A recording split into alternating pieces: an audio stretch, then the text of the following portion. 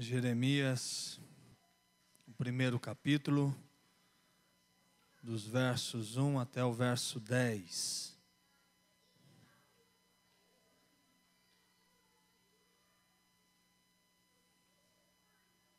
Achou? Vamos ler. Palavras de Jeremias, filho de Ilquias, um dos sacerdotes que estavam em Anatote, na terra de Benjamim.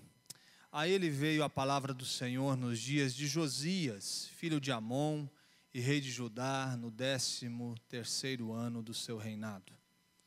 E também nos dias de Joaquim, filho de Josias, rei de Judá, até o fim do ano 10º de Zedequias, filho de Josias, rei de Judá, e ainda até o 5º mês do exílio de Jerusalém.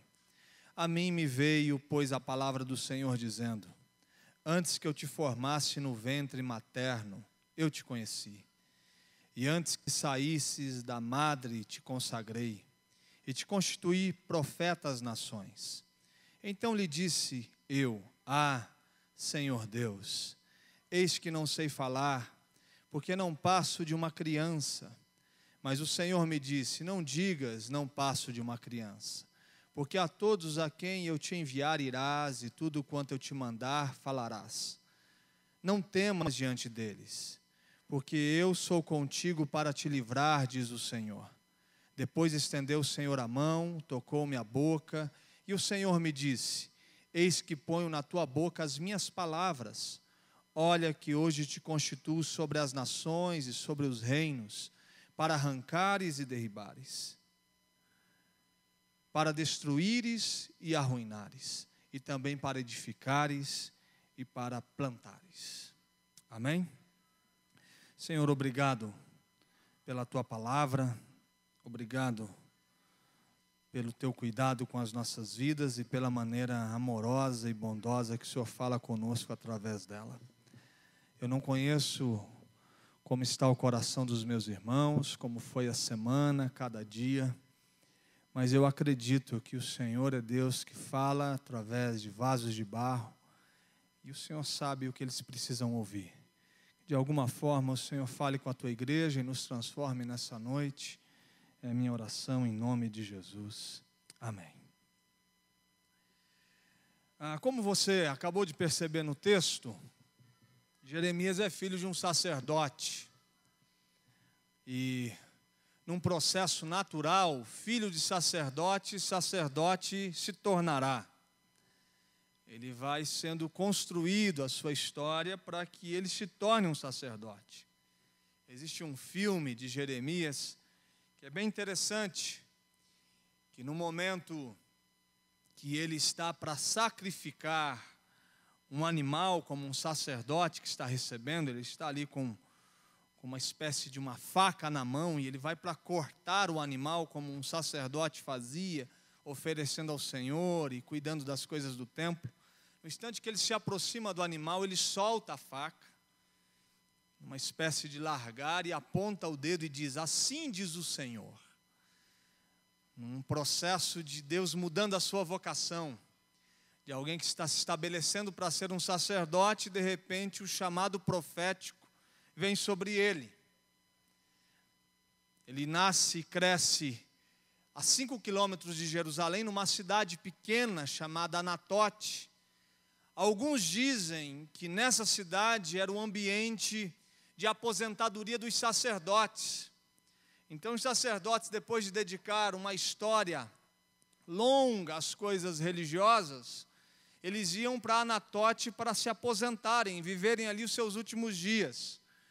Por isso que quando Deus chama Jeremias, ele faz essa declaração a Deus: como o Senhor pode chamar uma criança? Porque diante daquilo que ele enxergava como cenário que Deus usava, é gente já envelhecida, cabelos brancos, e ele olha para esses homens e diz: eu sou uma criança. Não que ele era uma criança de fato, mas ele era uma criança diante das pessoas que Deus estava usando diante dele. Então alguns estudiosos dizem que essa declaração, que eu sou apenas uma criança, é que surge a partir de um homem que está olhando ao seu redor e percebendo que as pessoas que Deus usa são pessoas já com muitos dias, com muita vivência. ele entra num cenário, num tempo muito difícil. Se você tem me ouvido aqui esse ano, não sei se você vai recordar, se a sua memória é boa para isso, mas teve um dia que eu preguei sobre Josias, o avivamento baseado na palavra de Deus, um avivamento que produz a partir do momento que Josias diz: encontrei a palavra do Senhor, e começa a ler. Josias é filho de Amon e neto de Manassés. São homens perversos. Manassés, avô de Josias, pega o seu próprio filho e sacrifica a um ídolo, a um deus pagão. E Deus o elimina diante da sua perversidade. A palavra diz que ele fez o que era mal perante os olhos do Senhor, e o Senhor tira Manassés do meio do povo. O seu filho, muito jovem, com 24 anos, Amon, assume o reinado. E ele anda nos mesmos caminhos do seu pai, Manassés. Perverteu o caminho. Deus novamente interrompe a história de Amon para poder salvar o povo. E aí surge Josias, com 8 anos de idade, é um garoto. E ele estabelece uma das maiores reformas espirituais na história do povo de Israel. E é nesse instante que Jeremias começa a receber a sua vocação. O cenário é caótico, o cenário é difícil. Ele está sendo convidado para pregar para gente que não vai ouvi-lo, mais do que isso, vai desejar a morte dele. Tem um momento que ele começa a reclamar da sua vocação com Deus. Ele começa a dizer: Deus, não sei por que o Senhor me chamou, não sei por que eu estou aqui. Tanto é que ele tem a coragem de escrever um livro de choro. Tem um livro de Jeremias que se chama Lamentações de Jeremias. É um livro que ele escreve chorando, derramando lágrimas, dizendo a Deus das suas tristezas. Em alguns momentos ele vai dizer que Deus se tornou para ele um riacho que falha. Aquela ideia de alguém num deserto sedento, enxerga o riacho e se aproxima dele, mas quando se aproxima ele percebe que esse riacho não existe. E ele começa a reclamar com Deus, porque as pessoas não estão escutando. Como Deus havia designado um propósito de tirá-lo de Anatote e conduzi-lo a Jerusalém, ele diz: por que você está reclamando quando você corre com homens? Sendo que eu vou chamar você para correr com homens que estão correndo com cavalos. É a expressão de um Deus que está dizendo: você está achando que a sua vida está difícil em Anatote porque não estão te ouvindo? Eu vou te levar para um lugar que não só não vão te ouvir, mas vão desejar a sua morte. Eu vou chamar você para correr com cavalos. Eu vou tirar você de Anatote, deste lugar de aposentadoria de sacerdotes, e vou levar você para ser um profeta em Jerusalém, onde ninguém vai te ouvir. Então é um chamado difícil. É uma entrega de Deus a uma situação extremamente delicada. É um convite de Deus para um ambiente caótico, destruído, moralmente acabado, de exílio, de cativeiro, de sofrimento, de dor, de questionamento, de gente que está vivendo uma realidade que não gostaria de viver, de gente que está querendo mudar radicalmente a sua rota, o seu lugar de habitação. E ele vai ficar dizendo que não vai ser assim, que não vai ser assim. A mensagem dele o tempo todo é contrariar os sentimentos e os desejos das pessoas que estão à sua volta. Mas o interessante nesses 10 versos é que Deus começa a forjar no coração dele a ideia daquilo que estará acontecendo e como ele deve construir a sua vida. E a primeira coisa que me chama a atenção é no verso 5. Quando Deus diz a ele: antes que eu te formasse no ventre materno, eu te conheci. E antes que saísse da madre, te consagrei. E te constituí profeta às nações. Deus está dizendo a Jeremias o seguinte: eu cuidei da sua história. Eu cuidei da sua vida até aqui. E eu vou cuidar do seu futuro. quando você era um ser indefeso, incapaz de saber quem você era, sem a possibilidade mínima de existir, os meus olhos estavam sobre você. Eu formei você no ventre da sua mãe. Os seus dedos cresceram a partir do meu movimento. Os seus olhos se abriram porque eu estava te formando. Você era um embrião, você estava ali, sem a mínima possibilidade, eu fui formando você. E eu cuidei da sua história. Eu chamei você do ventre. Sua mãe não tinha condições de trazer vida sobre você, nem seu pai. Então eu fiz isso. E porque eu cuidei da sua história até aqui, porque eu te protegi até esse momento, porque eu tornei você uma realidade para o mundo, acredite que eu vou cuidar de você no futuro. Acredite que o mesmo Deus que cuidou de você quando você ainda era um nada no ventre da sua mãe, cuidará de você quando você se tornar profeta diante de homens que desejarão a sua morte. E essa é a primeira coisa que eu gostaria de dizer a você nesse dia. Do Deus que cuidou da sua vida. Do Deus que olhou para você quando você estava sendo formado no ventre da sua mãe. Do Deus que tem um cuidado histórico sobre a sua história. Você pode ter conhecido Deus hoje, há uma semana, há 15 dias, há um ano, há 10 anos, há 20 anos. Mas quando você era um ser indefeso, sem condições alguma de produzir vida a partir de si mesmo, quem fazia isso na sua vida? Deus. E se Deus cuidou da sua história, quando você ainda era alguém indefeso no ventre da sua mãe, Ele cuidará de você todos os dias da sua vida. A expressão do verso 5, que eu te formei, te constituí por profeta, te designei para as nações, é um lembrete para Jeremias olhar para a sua história e perceber que Deus não se anulou da sua existência desde o dia que ele começou a ser gerado. E se Deus fez isso com o passado, Deus é extremamente responsável na construção do futuro da sua história. Deus cuidará das nossas vidas daqui para frente. O mesmo Deus que cuidou do seu filho, cuidará dele todos os dias daqui para frente.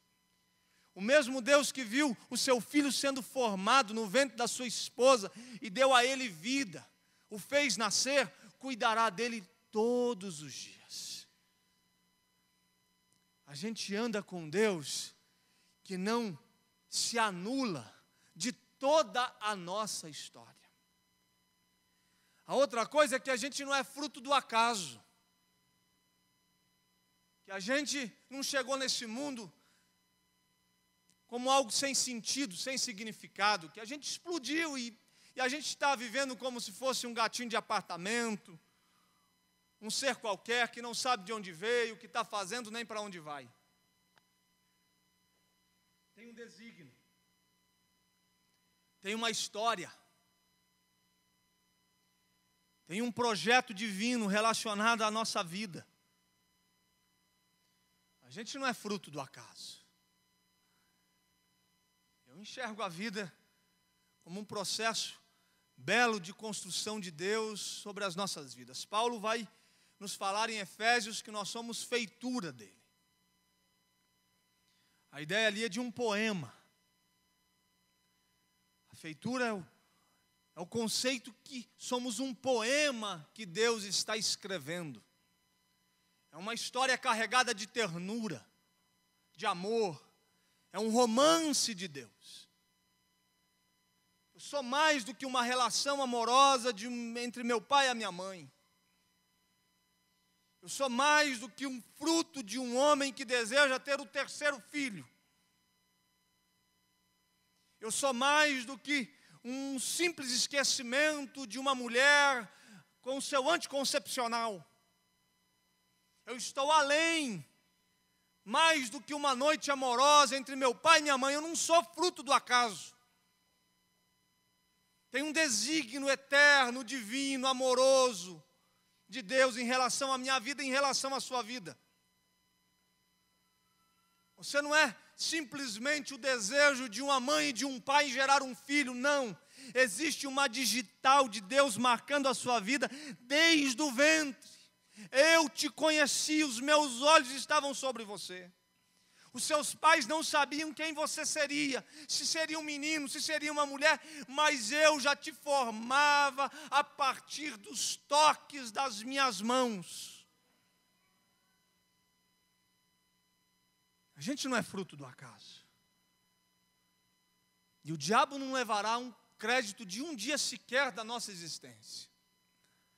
Todos os dias da nossa vida serão vividos para a glória do Filho, para a manifestação da sua graça no mundo. Então, Jeremias, eu cuidei de você desde o ventre. E a partir de agora, eu te entrego como presente para o caos, para uma história de Israel destruída, para o exílio.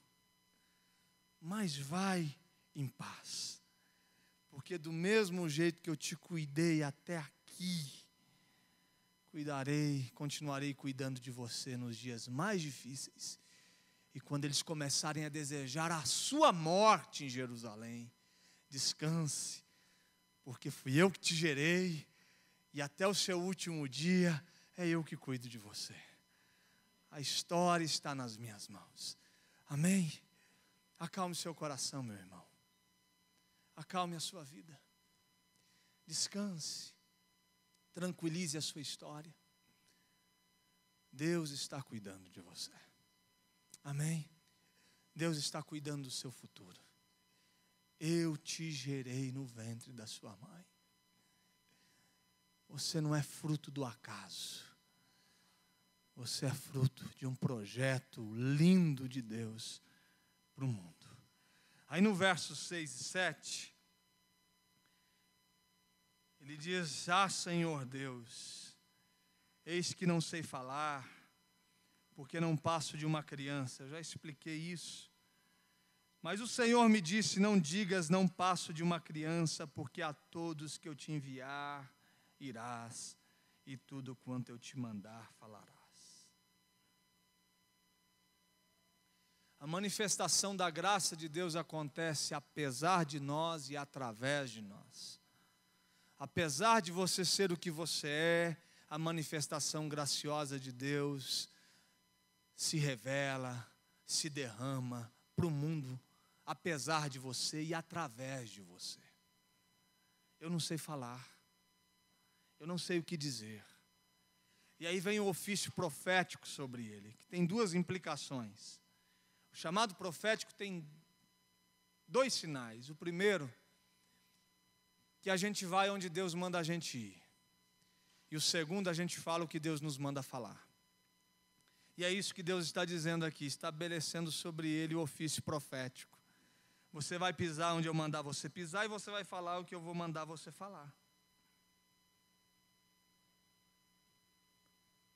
E você não precisa duvidar do que vai acontecer, porque não depende de você.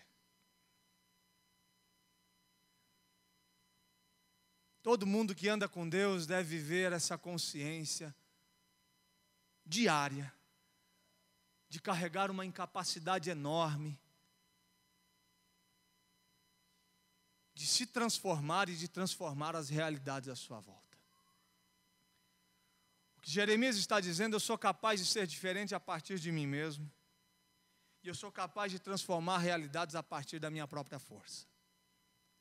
Então, ou o Senhor faz alguma coisa, ou nada acontecerá. A graça de Deus se manifesta apesar e através. Ou seja, foge da gente. Essa consciência da incapacidade nossa permanente em transformar a gente mesmo e transformar a realidade faz parte da história e da jornada com Deus. Todo mundo que chega dizendo que é capaz pode saber que Deus não tem condições de fazer alguma coisa nele, por ele e para ele. É isso mesmo, Pai. A manifestação da graça de Deus passa pela sua família, apesar de você e através de você. É isso mesmo, mãe. Que a manifestação da graça de Deus, de transformação da realidade familiar, passará pela sua vida apesar de você e através de você. A graça de Deus que trabalha nas nossas debilidades, nas nossas imperfeições, nas nossas incapacidades, na nossa falta de condição de fazer o que é correto. Jeremias está dizendo a Deus: eu não sei falar, eu não tenho condições, eu não passo de uma criança. E aí Deus vem: fica tranquilo, porque onde eu te mandar você vai, e o que eu te mandar falar você fala, e fica tranquilo que não depende de você, da sua força, da sua capacidade, da sua intelectualidade, do que você é, do que você fez, do seu passado, do seu futuro. É eu que estarei fazendo a partir de quem eu sou. O dia que a gente afirma que a gente pode, a nossa falência chegou. O dia que a gente começa a se firmar na nossa capacidade intelectual, de gerir relacionamentos, de criar métodos, de fazer a coisa acontecer, a gente pode se perder. Tudo que a gente precisa já nos foi dado. Foi nos dado por graça. E a gente faz porque foi nos dado como um presente. Então o que você precisa fazer para Deus daqui para frente, meu amigo, fique tranquilo que tudo que você precisa, Deus já lhe deu. Amém? Tudo que você precisa para fazer algo diferente na sua casa, Deus já lhe deu. Tudo que você precisa para ser diferente já está disponível a partir da graça de Deus e do amor de Deus revelado em Cristo Jesus. Tudo que essa igreja precisa para ser igreja já foi dado por Deus para ela. Tudo que essa igreja precisa para ser um instrumento, um sinal de salvação para o mundo já foi dado. A graça de Deus vai nos humilhando. A graça de Deus vai trazendo para a gente a nossa insignificância. Tudo que a gente vai se tornando, a gente vai sendo, a gente vai dizendo que é Ele, por Ele, não é por nós, não é por esforço, não é por capacidade nossa. A gente consegue ser o homem que a gente deve ser por causa de Deus. A gente consegue ser a pessoa que a gente deve ser por causa de Deus, o amigo que a gente deve ser, o companheiro, por causa dele. Jeremias, você é uma criança, você não sabe falar, mas onde você for, eu vou estar com você, eu te mandaria você irá. Pode ficar tranquilo que você vai falar o que eu te mandar. Aí o verso 8. Não temas diante deles, porque eu sou contigo para te livrar, diz o Senhor.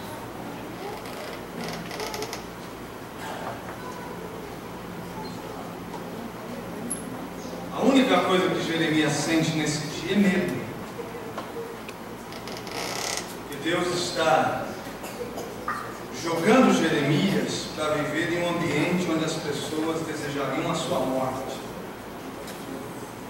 onde as pessoas tampariam os ouvidos para a sua mensagem. E ele tem um profundo medo daquilo que Deus está nos chamando para fazer.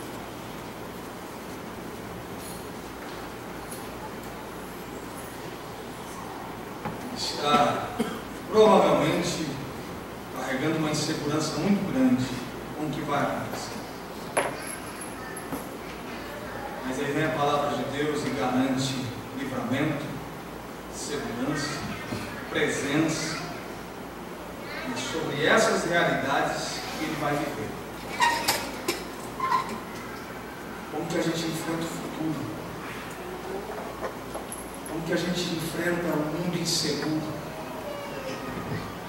Como que a gente enfrenta uma realidade que Deus nos joga para viver diante do caos, da calamidade, das dificuldades? dificuldades, das incertezas. Vivendo baseado nessa certeza de presença e de livramento. Tenho Deus e Ele me livra. Como a gente educa filhos em um mundo inseguro, inconstante, tendo Deus e crendo no seu livramento. E aí no verso 8, ou melhor, no 9, há um toque divino. O Senhor estende a mão, da mesma forma como fez com Isaías no capítulo 6, tocou na boca dele e disse: eis que ponho na tua boca as minhas palavras. Ou seja, as realidades serão transformadas, as coisas serão diferentes, porque houve um toque de Deus sobre a nossa existência, e a palavra de Deus foi derramada sobre a nossa realidade. Eis que coloco sobre ti a minha palavra, e eu te toco, e por causa do toque de Deus e da palavra de Deus, as coisas mudam, as realidades são transformadas. Lógico que esse homem está carregando uma insegurança, um medo, um pavor, mas aí vem Deus e fala: eu te dou para o caos, eu te dou para a insegurança de um povo. Deus, e qual será a minha segurança? O meu toque e a minha palavra. No toque divino e na minha palavra, tudo muda. Isso é fé. Isso é certeza que houve uma ação divina sobre a nossa história, e por causa da ação divina, tudo será transformado. A certeza que Deus nos tocou, que a palavra de Deus nos visitou, e por causa dessas realidades divinas se manifesta graciosamente na nossa história, as nossas vidas será diferente, as nossas realidades serão transformadas. Palavra e toque de Deus. A sua família será transformada pela palavra e um toque divino. O seu esposo será salvo pela palavra de Deus e por um toque divino. A sua vida emocional será diferente através da palavra de Deus e um toque divino. A sua ansiedade, a sua angústia, a sua tristeza permanente serão transformadas através do toque divino e da palavra de Deus. Jeremias, eu te entrego para o caos, mas eu toco em você e digo que a minha palavra estará sobre a sua existência. Deus tem um compromisso com a sua palavra.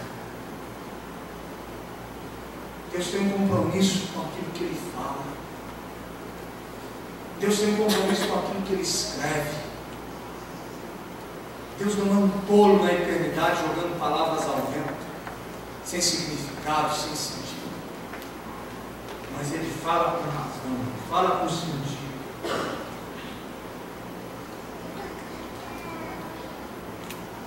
A palavra de Deus, o toque de Deus, Ele vai nos sustentar diante dos dias mais difíceis da nossa vida. Amém? O que você precisa? Do toque da palavra de Deus. Esse toque gracioso, misterioso de Deus na nossa alma,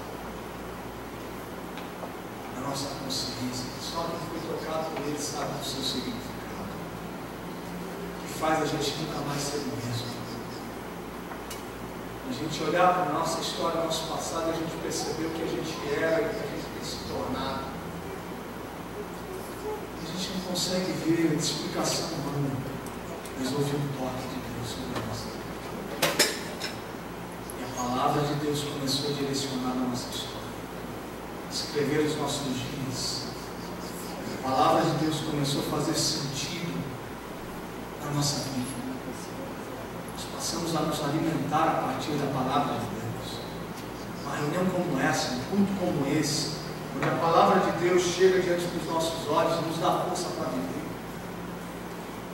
A gente já não toma mais decisão baseada nos nossos sentimentos, naquilo que a gente pensa, que a gente acha certo ou errado, agora é relativizado por causa da palavra de Deus. A gente já não tem mais esse entendimento que as coisas serão construídas a partir do nosso certo e do nosso errado, a gente começa a viver por aquilo que é certo a partir do que Deus fala na sua palavra. E aí no verso 10, olha que hoje te constituo sobre as nações, sobre os reinos, para arrancares e derribares, para destruires e arruinares, e também para edificares e para.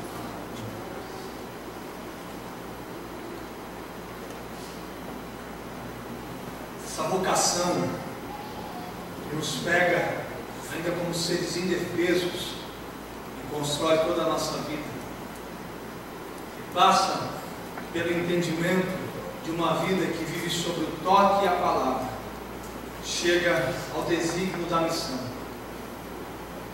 Ele está dizendo no verso 10 que a missão vivida em Deus, para a glória de Deus, é o exercício diário, interminável, de começar de novo, de plantar, de construir, de reconstruir. Esse exercício repetitivo de viver essa realidade de coisa que a gente arranca, que a gente derriba, mas a gente constrói, a gente edifica, a gente planta. Estabilidade e constância.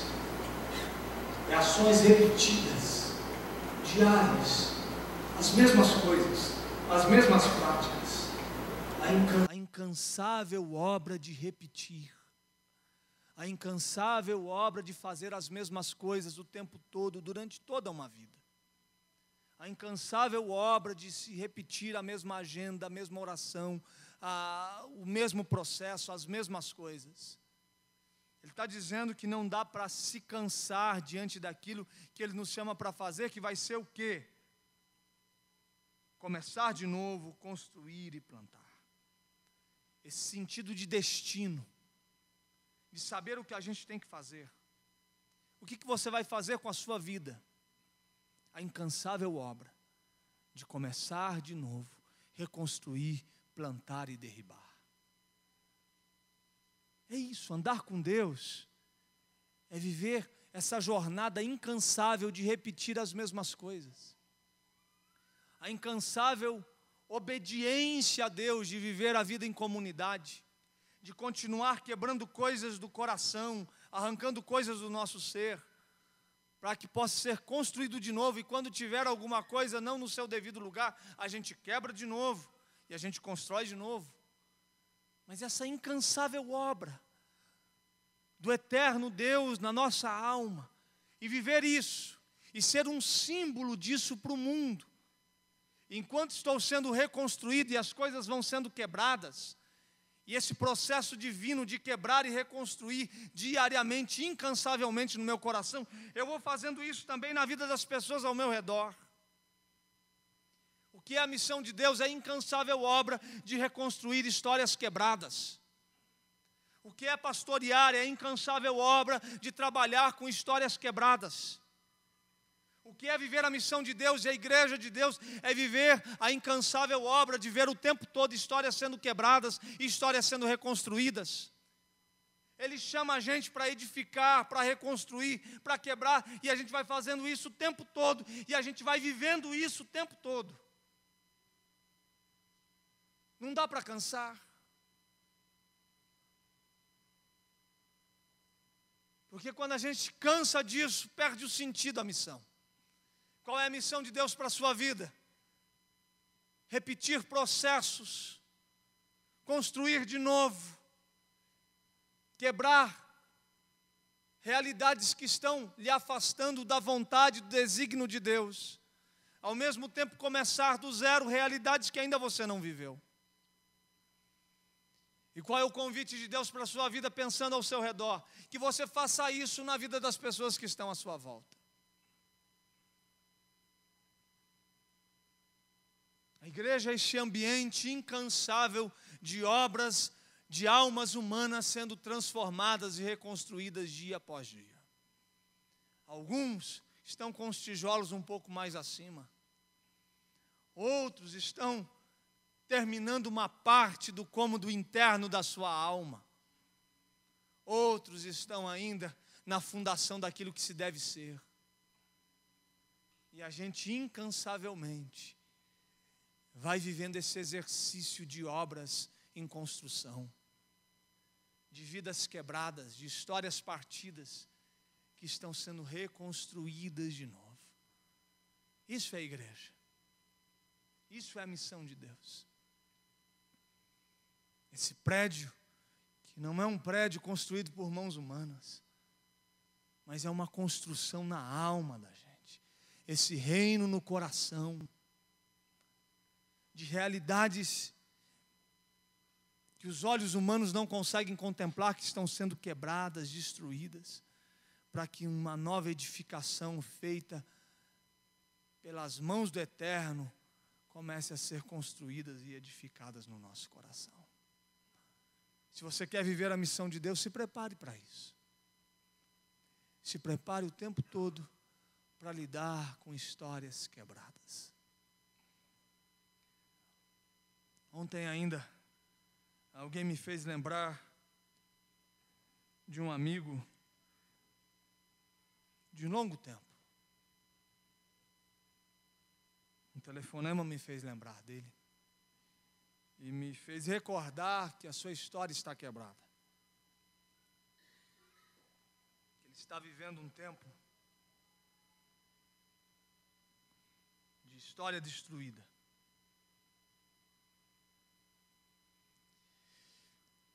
E aí eu falei, eu preciso fazer um contato com ele. Comecei a falar com ele, e ele só me fez a pergunta: você quer o que eu te fale a verdade ou o que eu estou dizendo para todo mundo? Eu falo, me fale a verdade. E ele contou a verdade. Antes de fazer o contato, você pensa, você sabe do que vai vir. Você sabe onde você está colocando a mão. Você sabe onde você está pedindo para entrar. É bem mais confortável não fazer o contato. É bem mais confortável não acionar o botão, não ligar. É bem mais confortável carregar a indiferença. É bem mais confortável pedir para que Deus utilize uma outra pessoa para fazer aquilo que você está tendo o impulso para fazer. Mas ao mesmo tempo que isso passa na cabeça, vem essa certeza que eu estou envolvido nessa obra incansável de um Deus que trabalha na alma humana. E eu tenho que ser parte disso. De viver isso. De um Deus que o tempo todo está destruindo na minha alma processos e edificando outros. E me convidando a ser participante de histórias quebradas, de vidas partidas, de gente destruída, de gente desanimada. Viver a missão de Deus é ser ousado ao ponto de se permitir mergulhar nas realidades mais difíceis. Ser um profeta de Deus como Jeremias foi, é se sentir impulsionado por Deus para mergulhar diante de um povo no cativeiro, de sonhos destruídos, de lágrimas correndo, de gente sofrendo, carregando questionamento, duvidando de Deus, questionando a ação de Deus, e Jeremias mergulha nisso. Se você quer andar com Deus, esse é o convite de Deus. Primeiro é esse convite dele em mergulhar na sua vida, nos quartos escuros da sua história, nos pecados ocultos da sua vida, naquilo que ninguém sabe que você esconde. É nesse ambiente que ele entra para derribar, para edificar uma nova pessoa, um novo templo, o reino dele em seu coração. É um mergulhar de Deus sobre o seu passado. E a segunda É gerar em você uma consciência responsável pelas histórias quebradas que estão à sua volta. Você é, sim, responsável pelas dores das pessoas à sua volta. Deus te convida a mergulhar no meio de histórias quebradas, e andar com Deus não pode gerar em nós um sentimento que a gente não tem nada a ver com isso. É colocar as mãos naquilo que a gente não colocaria se não fosse esse sentimento que Deus colocou em nosso coração. É viver esse impulso divino. Se a gente pudesse ser sincero para Deus, a gente diria: não, eu não quero. Mas porque a gente entende que a gente anda onde a gente não quer andar, e a gente fala o que a gente não sabe o que a gente tem que falar, a gente vai.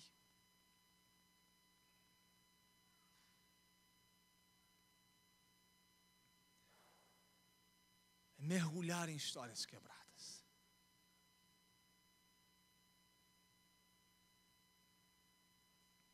Ser pastor, muitas vezes, é não querer ser pastor.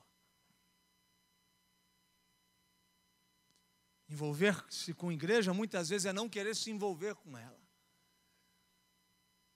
Mas aí você olha e diz: eu não posso, a partir do que ele fez, viver uma indiferença diante das dores que estão à minha volta.